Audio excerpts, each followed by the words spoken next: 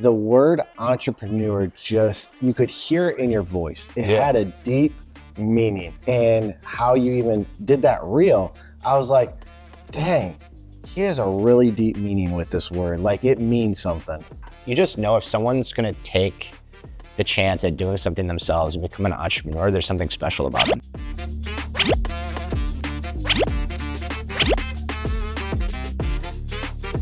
Welcome back to the Bison Cast. My name is Gavin. I am here in Grafton, Wisconsin today with somebody I honestly do not know, which is kind of amazing. We'll get into that story here in a second, but I gotta give him an intro because honestly, he's somebody that, even looking from afar through Instagram and just talking with him for the 10 minutes it took me to set up, 15 minutes, you could tell there's an energy and a coolness about this entrepreneur.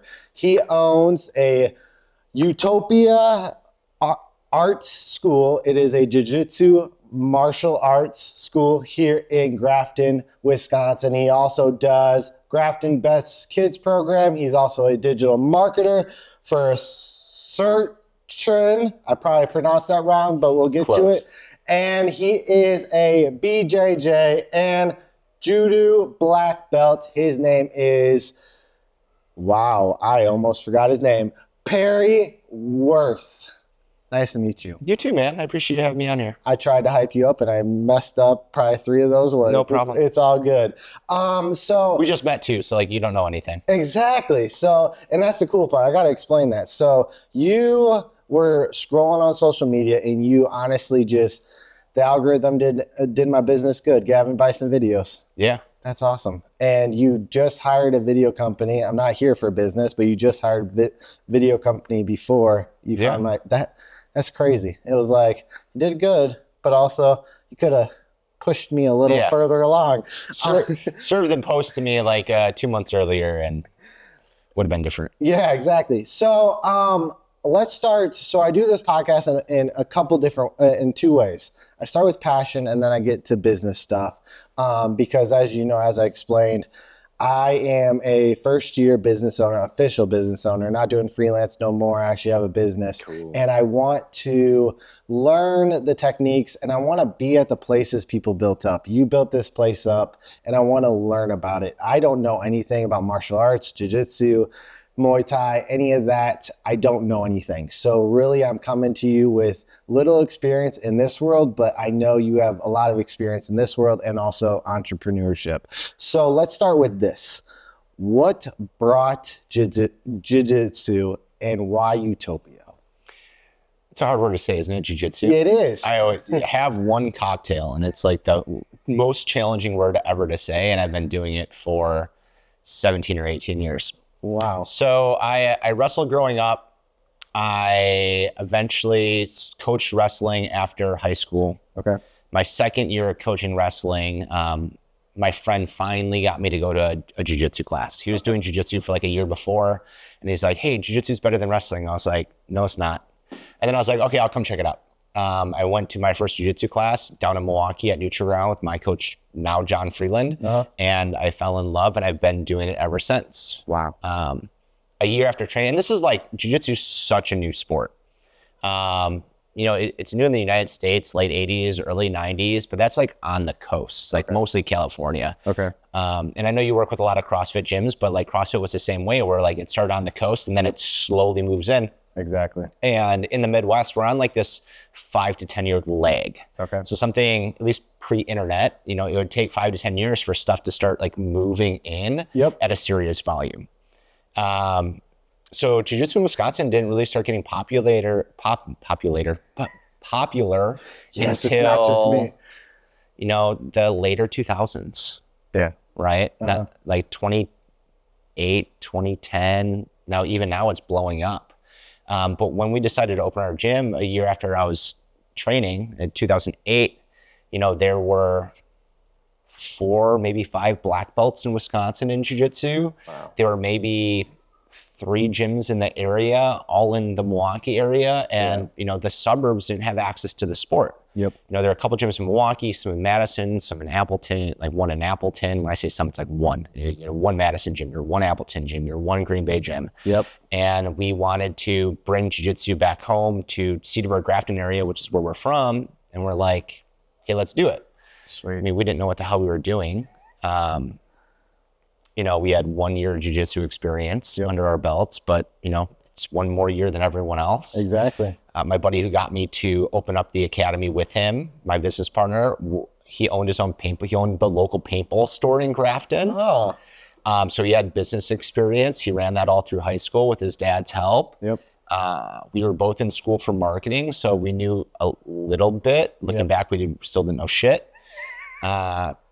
But, you know, we were off to a pretty good start. You know, no competition. We kind of knew what we were doing. We were young enough and dumb enough to go for it. And little did I know in 2008, when we decided to open an academy, you know, this many years later, 2024, I'd still be doing it and be as big as it is now. That's awesome. So actually, I got to ask another question before we keep on moving. You just said something that's significant. And I think it's very significant for what I'm trying to accomplish with this podcast, and even for myself. You literally just said, I went into it blind. And that is something that I think a lot of first-time entrepreneurs and even business owners are like, I don't know everything. And they jump and they're not willing to jump in. So just talk about that nerve and how you overcame that. Because you also only had 1 year of experience with your niche. Yeah. Your niche. So just talk about that a little bit. I had a lot of support. So my business partner's dad's an entrepreneur. My dad's an entrepreneur. Okay. My dad actually runs the print shop on the other side of that wall. So my dad's over there right now. That's funny. Awesome. That's awesome. He moved into the building first, and he's like, hey, rent's cheap. You should come check it out. I'm like, okay. So then I moved in next door. It's not that like living with him my whole life was enough. I decided to open my business right next door to his. That's awesome. But it is interesting. You know, I think a lot of entrepreneurs do it for a couple reasons to start, and it either works great for them or it works terribly for them. It's either they love what they do so much, they want to do it all the time, so they open up a business thinking that they're going to do it all the time. Yep. You know, your person that loves CrossFit, your person that loves jiu-jitsu, and they love jiu-jitsu, and they're like, I want to do jiu-jitsu more, so I'm going to open up a gym. And you don't realize that, like, the jiu-jitsu part is 10% of what it actually is to be an entrepreneur. Exactly. Right? Like, you know, I have a full-time team here of 3 full-time people, a bunch of part-time people, and they work 40-hour weeks, but, you know, our class is from 4 to 7, 4 to 8. Yep. And all that other time is filled with like all the other stuff it takes to actually run a business. Yep. So I think a lot of people for some reason, don't realize that when they start. That's great. One, it's like, you know, you do all this video work and stuff, but like, man, the travel time, booking clients, sending out invoices, following up on unpaid invoices, right? All the marketing that you need to pour into it. That's not, you know, videography, right? Yep. You know, I think that's a big part of it is people love what they do and they want to do it more. Like, dude, if you just love jiu-jitsu and you want to do more jiu-jitsu, the answer is not to open a business. It's, hey, go work at a jiu-jitsu school that's going to pay you to teach jiu-jitsu full time. It's true. No, that's true. Right? Like, hey, if, you know, my marketing job, if I love marketing a lot, you know, I work for a company that I just do marketing all the time. Yep. If I open my own business, then I need to do all the other business stuff all the time, or pay someone to do all the business end for you. Exactly. And when you're an entrepreneur trying to get scrappy, like you need to do everything yourself. Yep. You got to put on all those different hats. And I think you even said something there where you basically said it's okay to not start a business. It's okay not. For sure. It's okay because in this world, it's becoming where everyone, because there's so many resources, so many things. We have a lot of people, millionaires making millions of dollars. It's the knowledge culture. It's like you can learn whatever you want on YouTube, on a master class. Yep. The content's out there forever. It's like when I started learning jiu-jitsu, if you wanted to learn jiu-jitsu, you either A, went to an academy, and I don't want to date myself, or B, you read it from a book. Like 5 years later, okay, now you can get all the stuff for free on YouTube. Yep, exactly. And it's like totally different. I'd say the other reason, you know, entrepreneurship is challenging, it's not just because you want to do what you love and you think you're going to do it all the time, but some people just don't have the capability to hold themselves accountable enough to run a business. Yeah. Right? Like you don't have a boss. Nope. you need to have that like core desire to drive and grow yourself and to grow your business. Yep. You don't have an external force pushing on you outside of paying rent. Exactly. Right. And I see a lot of people that go into entrepreneurship and they just don't have that drive. Yeah. Maybe they do have that drive to start, but then they don't have the stamina to keep that drive going. Yep. Right. And some people, you might not want to work for anyone else, but you need a boss. Yep. It's true. All right. Before we get into business side, because we went kind of sideways with that one, why I got to talk about this place, because this is, I would say, your heart, your soul, you pour a lot into it. So there's usually, and I might be wrong, I don't know. I looked on your website, it didn't say anything, but why the name Utopia? What does that mean to you? Yeah, so we had a massive rebrand last year. We were NutriGround North for 15 years before that. NutriGround is a kind of an association in the area where we all started training at the same place, or they started training with me. And as we opened up gyms, we kind of just kept that name. But we really created our own version of it. Gotcha. And I still love the name. I'm still part of the association. I just had John, the owner, on my podcast the other day. I train with John, several Fridays every month when I can get there. Yeah. And we have a great relationship, but I really wanted to make the place my own. I thought about it for years. I was like, okay, I want to rebrand, but it's like renaming a baby. Like, how do you do? And like, everyone has tattoos. Like, I have the logo tattooed actually twice on me. I have it one right here, and I have it on my back. And it's like, I have a ton of members that have our logo tattooed that are like really embrace that name. And I wanted to rename for such a long time to create our own identity. Yep. And I was like, well, what do I make the name? And I was in Greece on my honeymoon with my wife, like looking over Santorini. Okay. Which is like, if you look at Instagram and you see a picture in Greece overlooking water, it's Santorini almost every single time. And I was like, dude, this place is like perfect, right? I was just like relaxed, not thinking about anything else. I was like, this is Utopia. And I was like, well, there's the name. There it is. 2 years of like trying to figure out a name, making lists of like 100, trying to whittle it down. None of them like sticking or jiving, but like I came up with Utopia and it was great. Do you have a heart tattoo? I do. Dude, I do too. Yeah, I saw that. I was like, I saw you kept on eyeing it. I was like, yeah, it's tattoos. Heart tattoos. Anyways, but my big thing is I want this place to be a spot where kids, adults, whatever it might be, when you step in through that door, you forget about everything else that's on the outside, right? If it's a kid and you had a hard day at school, you got bullied, you got some hard tests, you come here, you forget about it, you have fun, you're with your friends. Same thing with our summer camp.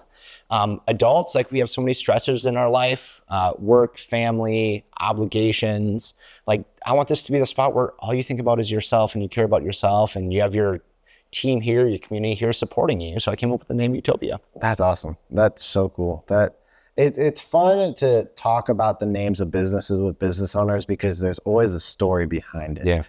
And that's just, it hits home there's a story behind Gavin Bison videos. Like there's just a story and it's amazing. So you have Utopia and now I got to talk about, you just found out, and I guess everyone's going to find out. I have 10 years of youth development nonprofits. Sweet. So under my belt, mentoring, helping, just pouring into the next generation. And I learned through your Instagram and kind of just doing my research that you also are the CEO and kind of the person for Grafton's Best Youth Program. Can you talk about that and talk about why that's important? Because there's a lot of people that say, yeah, our next generation is important, but to build a business to uplift that generation, that's important too. So I want you to talk about that. So we do a lot with kids, and we kind of have two branches within Utopia. We have the Utopia martial arts side, which is like where we're sitting right now. Gotcha. And then we have our seasonal kids programs. So we have an after school program that's relatively small. There's just not like a huge after school need in this area. But we have a ginormous summer camp. So we have a summer camp. We sublet some space down the road. It's a private school. So we get the entire school and we run a daily, weekly summer camp there the entire summer. So it's 10 weeks long. Wow. We have about 100 kids there every day doing our summer camp.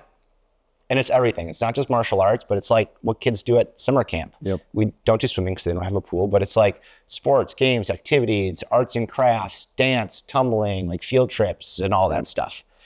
And we started doing it because we realized the impact that we make on the kids in our martial arts academy. And I know like not every kid wants to do martial arts. Yeah. And there's a great way to get kids into martial arts is get involved in other activities with them that are tangentially related to it. Exactly. And then they love us through summer camp, then they end up signing up for martial arts with us. But we do summer camp at martial arts. So every day the kids come in and they do a little bit of a martial arts lesson, get them bully proof, get them building confidence. It helps create a great culture in our summer camp. Yep. And they love it. Is that investment towards the youth come from, I don't know how to word this, from a passion of maybe you being bullied, or is it just like, hey, I'm a business owner, I want to invest in the next generation? A little bit of both. It's not even necessarily me being bullied. Like I was bullied a little bit growing up, and I think I handled it pretty well. Yeah.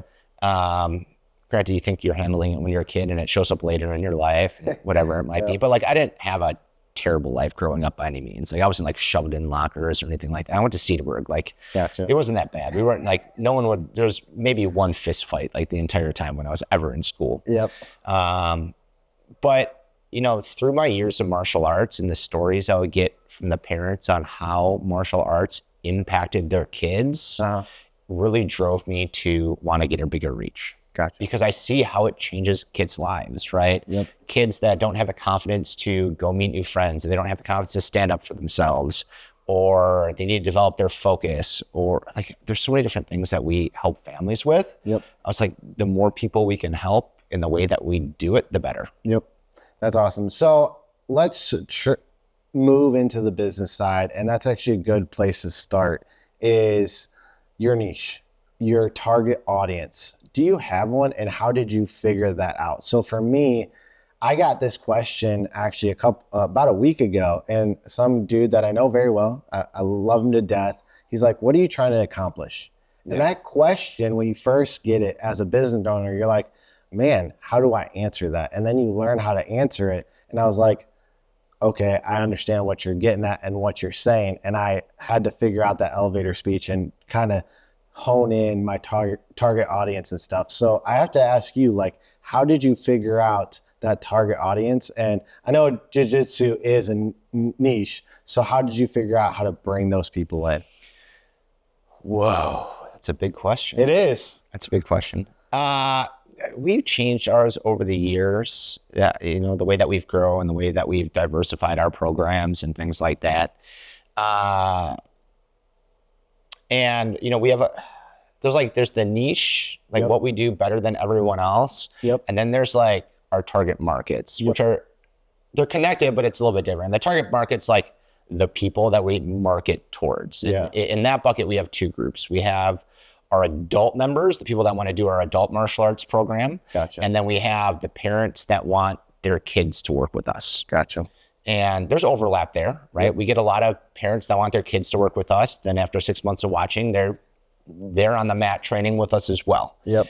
And that's also based on just our area and the people that live in our community. Okay. So like our target market is primarily parents with kids that they want to be active, but they don't want just a sport for their kid. They want more than that. They want the character development side of what we do as well, the leadership development and all of that stuff.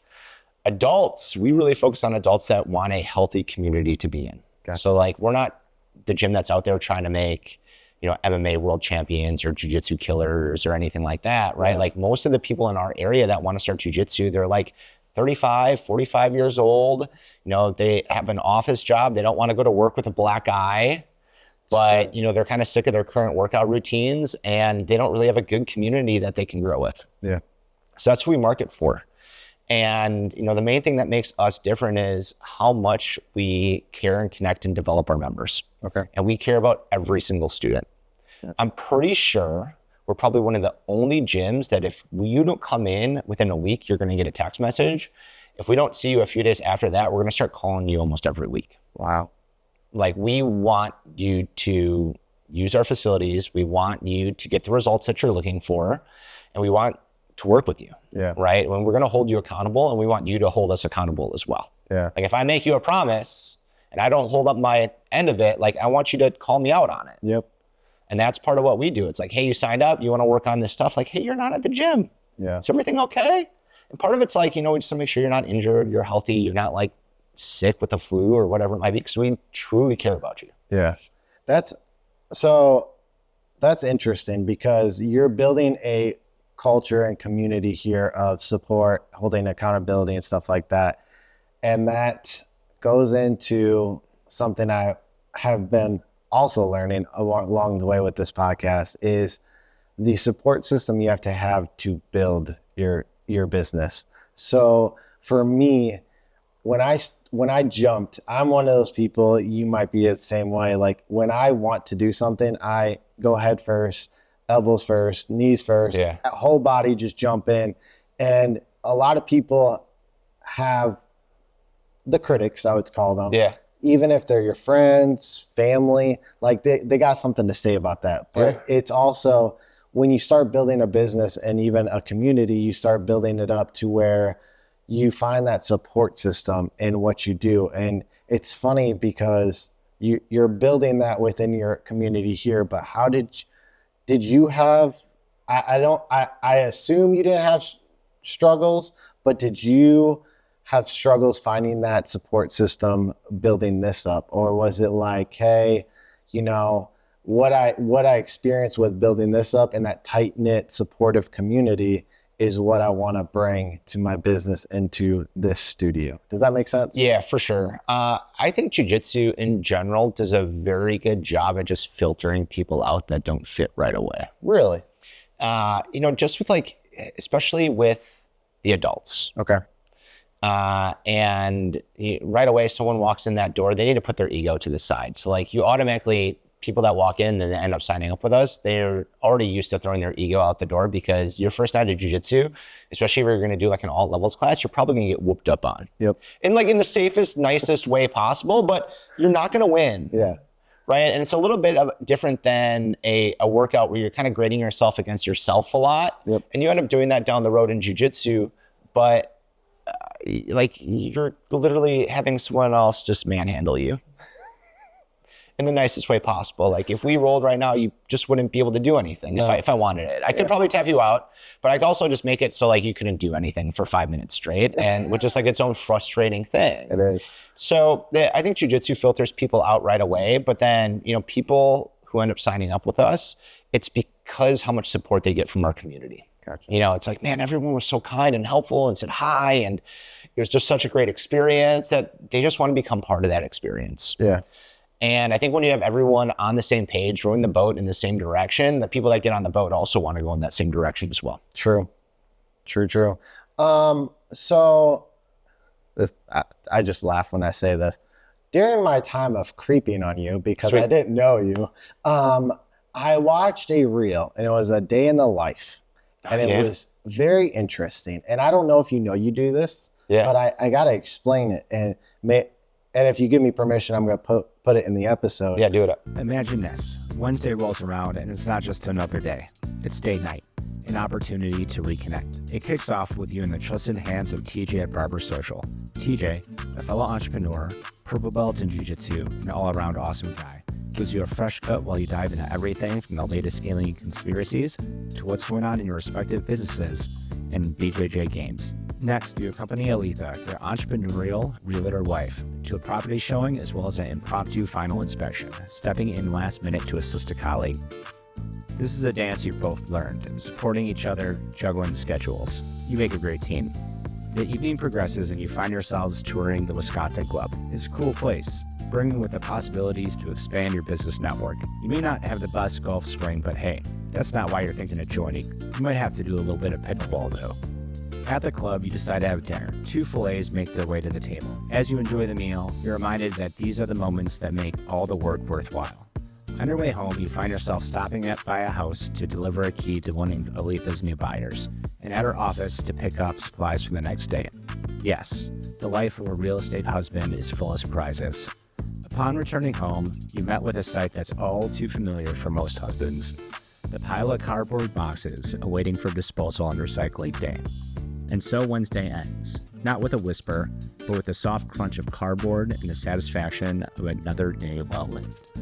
But it was you were going through a day of being an entrepreneur, and every time you made a stop or talked about somebody, the word entrepreneur you could hear it in your voice. It had a deep meaning because you were at the barbershop and you were talking about him being an entrepreneur and how much love and respect and hustle he has. And then you were talking about your wife, which was amazing to see because you're both in different avenues, but the supportive relationship, even in the entrepreneur realm, is so like you can see it in your voice and everything.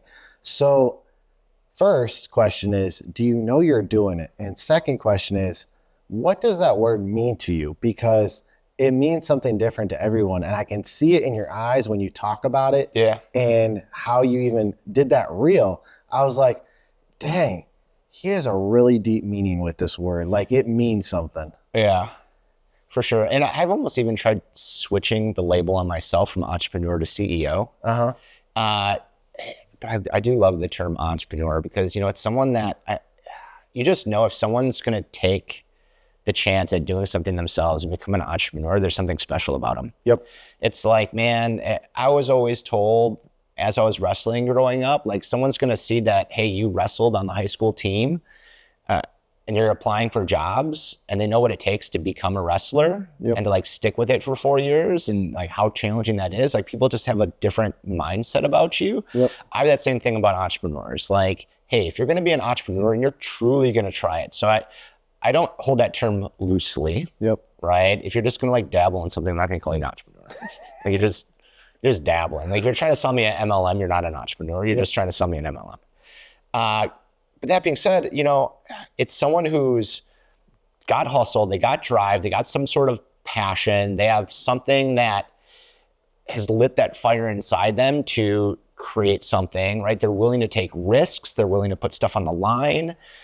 And it just tells you so much about a person if they're willing to, you know, put all that stuff aside to do that. That's awesome. You know, whether they're doing it full time, they jumped into entrepreneurship full time. It's like, hey, I quit my job and it's like, I'm just going to do my own thing.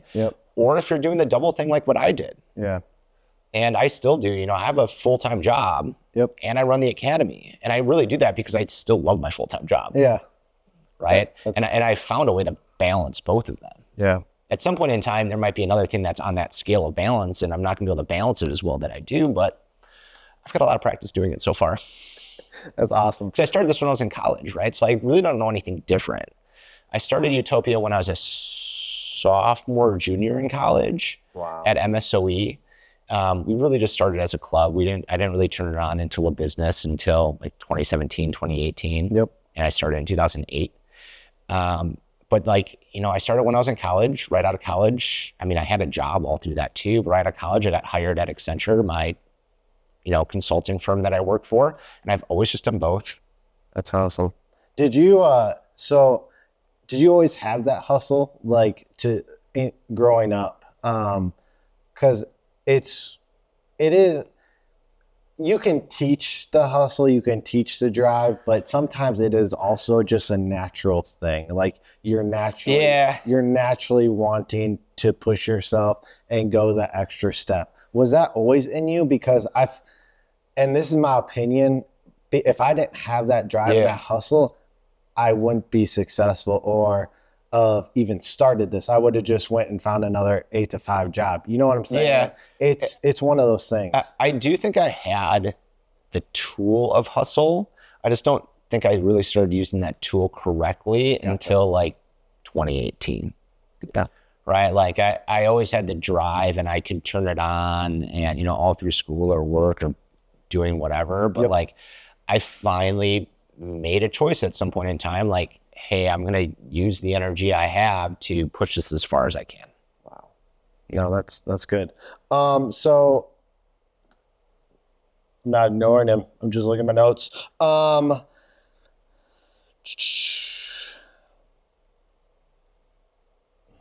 We've talked about so much, and you answered most of these questions and other questions. But let's go back to, I was going to ask this after one of your other answers, but there was kind of two avenues I wanted to go.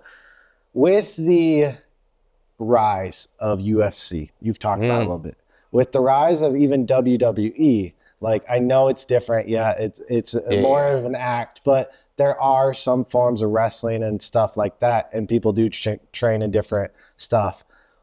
Have you seen, not even here per se, even you can talk about here in Grafton in the Milwaukee suburbs, but as a whole, have you seen the market grow because of those sports? Yeah.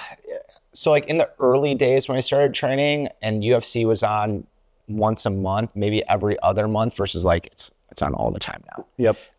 And fighters back then were like people you can just legit relate to. Like they weren't professional athletes in the sense of all they did was fight. Like your UFC fighters were also like chemists and firefighters and veterans and like stuff like that, right? And back when it was so infrequent, like, and people would actually gather together a lot more, I think, to watch the UFCs, dude. And every Monday after there was a UFC fight, like the gym would be packed. Like the new people would be signing up. And that's gone down a lot over the years. I think now that, you know, MMA has truly become mixed martial arts, where previously it was more like martial art versus martial art. You would have your kung fu guy against your wrestler, your taekwondo guy against your jiu-jitsu guy. But now everyone's like so well-rounded, and you'll get people in like, hey, I've been watching the UFC for a while and I hear about this jiu-jitsu thing and I want to do it.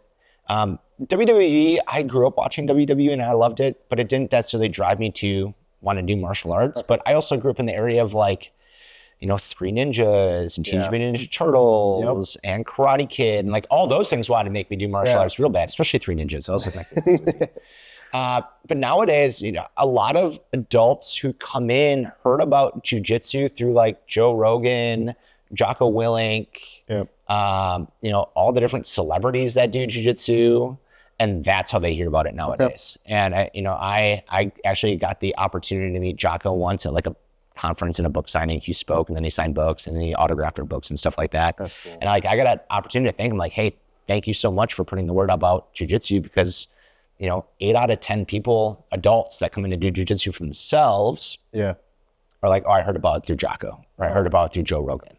That's cool. Or whatever. They're not just like, what activity should I do as an adult to do this, right? They heard about it somewhere. But now it's getting so big, like everyone knows someone who's done jiu-jitsu. Where their voice still helps. Like the more ways we can hit them with jiu-jitsu, the benefits and stuff like that, eventually they come in, right? Back when we first started the academy, it was less marketing your business, more marketing jiu-jitsu. It's like, we need to get the word out about jiu-jitsu, not Utopia. Now that the word is out about jiu-jitsu, okay, now you can start marketing your business. And it's still 2 levels. Like some of the marketing we do is just purely jiu-jitsu benefits. I don't care who you sign up for. Like you've seen some of my little podcast videos. Like I'm not promoting any gym. I put that from my page where I'm talking about the benefits of jiu-jitsu. Right? But I'll also hit you in different videos of like, well, if you're in Grafton, you're thinking about doing jiu-jitsu, you should do it with me. It's true. But I'm also the biggest person in the world that's like, hey, you want to do jiu-jitsu and you don't know where to start? Like, go try out a few different gyms. Every gym is different. You know, everyone's going to have a different culture, different vibe, different, you know, level of like formality. Some gyms are going to be community-based like ours, where we truly care about our community and our culture that we have. Some gyms are more like, hey, we want to develop world champions. And there's a whole spectrum in between. Some gyms are like, well, we don't want to do jiu-jitsu world champions. We want to create MMA world champions, but we have a jiu-jitsu program. So every gym's different. Like if you're thinking about trying something out, go try out all the ones within a realistic drive that you'll actually go to. No, that's good. All right. The fun part, and I don't think you're going to have an issue with this, but you might. Time to talk about yourself. Big issues. No, I have a lot of them. We talked about the challenges. You said it. I'm not going to bring those back up. But what makes you wake up at night or go shut the door?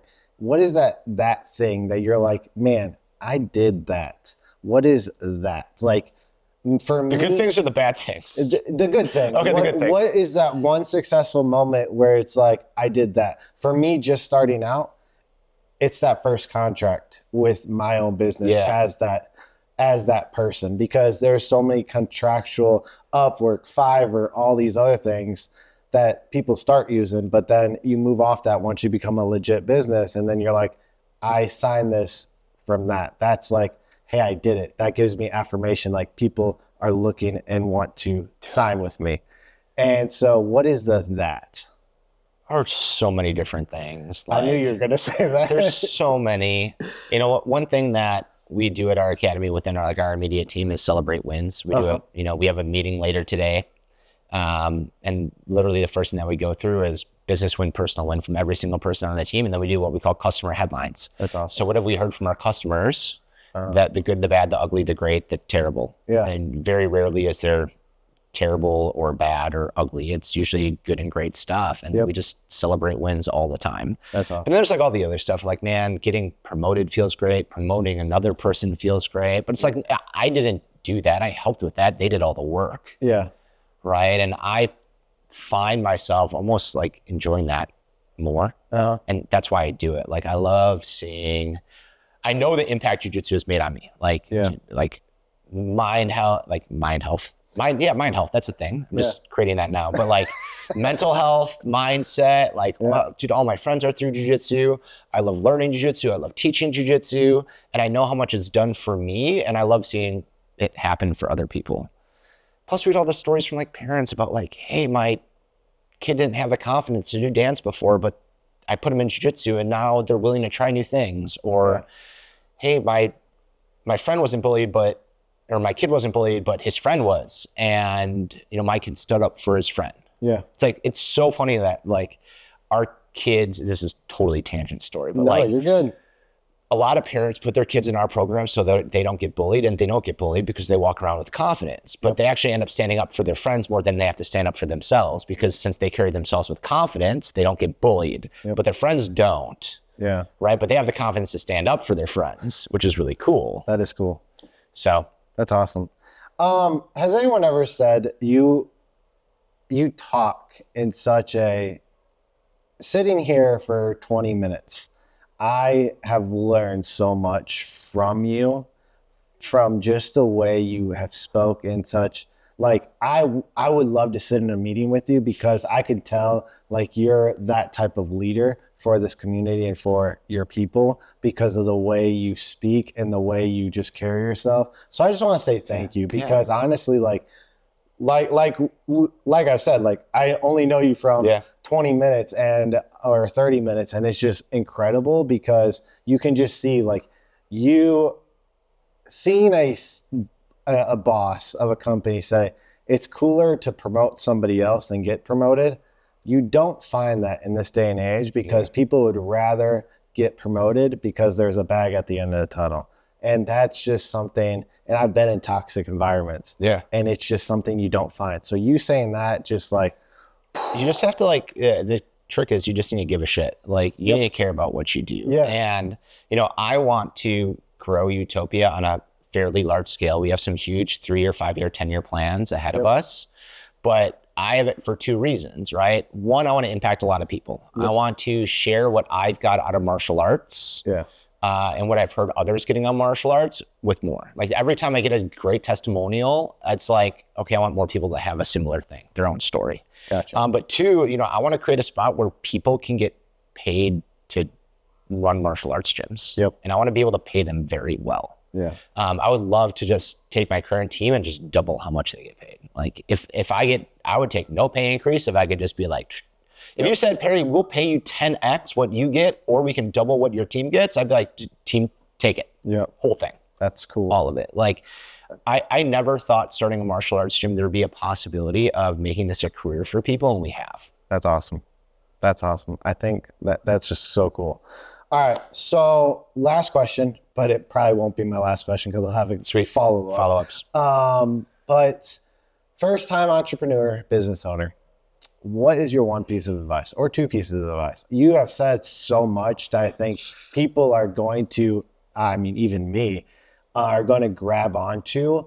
But what is that one thing that even somebody, your mentor or somebody that you partnered with, has told you and that you have carried through your entire span of being a business owner, an entrepreneur? I think the biggest thing as an entrepreneur is managing your time and managing your priorities. How do you do that? Because people don't know how. We could do an entire video on time management. An entire video on time management. You can ask my wife, like if it's not on my calendar or it doesn't exist and everything is on my calendar. Yep. Like I need to take that stuff out of my brain, put it somewhere that my brain can focus on what my brain needs to focus on. Yep. Like I don't want to spend a half hour planning my day every day. It just needs to already be planned so I can just execute. Yep. It's like when I go lift at a traditional gym, like I'm gonna go do a strength training workout. I don't get to the gym and be like, oh, what muscles am I gonna lift today? That drives me crazy. Right? It's like, okay, I'm opening up I do Renaissance periodization. I open up my plan, like here's my game plan today. I've got this exercise, this exercise, this exercise. Here are my sets, here's my target reps. I'm going to 8 RPE today or 3 RPE today and go. Yep. Right? And I get my workout done in like 30, 45 minutes. And it's a good workout. And everyone else is like working out for 2 hours. And they're like, how'd you get done so fast? It's like, I came in with a plan and I executed. Yep. Right? My biggest tip for people, make to-do lists and time block. Yep. Take your calendar. Everyone has the same amount of time during the day and actually plan out what your day is going to look like. Yep. Like by the chunk, whether it's 15 minutes, half hour, whatever it might be. And it gets you really good as an entrepreneur. You know, one of the biggest things that we're able to do is know how long something is going to take. Right? I know you came here early planned because you know that there's a setup process that's going to take X amount of minutes before we can actually start the podcast. Exactly. Right? And if you didn't plan that in, we'd be going over time, then you'd be late for your next shoot. Exactly. So getting really good at estimating time and prioritizing your time is important. And I think as an entrepreneur, we have a lot of other things going on in our lives, especially if you have families and kids and other obligations and you want to work out and stuff like that, where you have a lot of different things pulling on your priority strings, where sometimes you need to take a step back and like, hey, what's the most important thing that needs to happen today? We also get a lot of great ideas, and we need to make sure that those great ideas don't get like pushed to the front unless they deserve to actually be there. Told you there was gonna be a follow-up. Talk about that though. And because I have this struggle, you see this candy in front of you and you're like, man, it looks so good. Like I want to follow this. Dude. But sometimes it's too early to take it. What process do you go through? Because I know personally what I go through when thinking about those things, but what process do you go through to make sure, hey, I'm not touching that yet, but in maybe a month, let's reconvene. Yeah, we actually just implemented, we're in the process of implementing EOS within our academy, which is a operating model on how you run your business. And part of that is creating the right seats for the people to sit in. So I'm in the entrepreneur seat, which is like, hey, my job is visionary R&D, come up with the ideas. Yep. Right underneath me is our integrator. Okay. His job is to throttle my ideas and help determine, hey, do we have the capacity to do them? Is now the right time? Yep. Right. And it's not just my ideas, but it's the entire team's ideas. Yep. So that has helped us immensely. But really what we do is we look at it on a weekly and quarterly basis. Gotcha. So we're taking a list of, hey, here are all of our issues right now. Can they be solved in 15 minutes of troubleshooting, or is this going to be a bigger project? And then every quarter we look at our issue list, we look at our goal list, and we come up with what are the big things that we're working on this quarter with the capacity that we have. Yeah. And that way it's really gotten our team good at we run across these things like, we want to fix this issue right now. But it's going to pull us away from all the other goals that we're working on, where it's like you really need to make a conscious choice of, is that issue worth being solved right now? Yep. It's going to take a lot of time, or do we just push it to the next quarter? Yeah. And when I say push it to the next quarter, like the quarter's 3 months long. So if you find that in the third month of the quarter, then hey, it might only have to wait for 2 weeks. It's not like, hey, it needs to wait for 3 months. It's true. But if you do your planning every January, in April, like just every 3 months, then it doesn't actually have to wait that long. True. All right, man. You have freaking exceeded my expectations. Yes. I really do appreciate this because kind of just slid in your DMs like I was going after a crush. And I said, hey, you want to jump on a podcast? You know nothing about me. I know nothing about you. Let's just sit down and have a conversation. And literally just exceeded it. So I hope you had fun. I had fun, and I learned a whole crap ton from you. Awesome. So thank you. Yeah, you bet, man. Appreciate it. Thank you for joining the Bison Cast. This is episode 3. And make sure you hit that like, subscribe, and comment. I love all comments, love, hate. I don't care. 5 stars only. 5 stars only. But thank you, and I'll see you next time.